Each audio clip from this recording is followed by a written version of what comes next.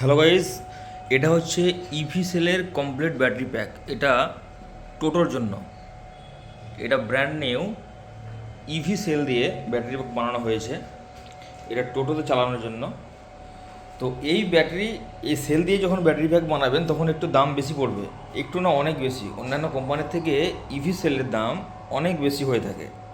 তাই ইভি সেলের দাম বেশি হওয়ার কারণে এর লাইফ সাইকেল যেটা আছে সেটাও অনেক বেশি থাকে, এবং এর লাইফ সাইকেল ম্যাক্সিমাম 4,000 প্লাস।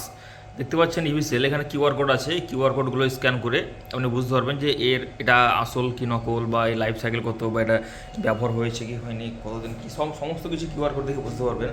এটা স্মার্ট বিএমএস দিয়ে লাগানো আছে। আমরা ব্যবহার করেছি এতে জেকে বিএমএস।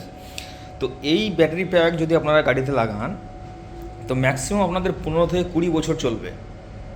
যেখানে অন্যান্য সাধারণ ব্যাটারি 1 বছর চলার পরই ব্যাটারি খারাপ হয়ে যায়, সেখানে এই ব্যাটারি 20 বছর চলবে।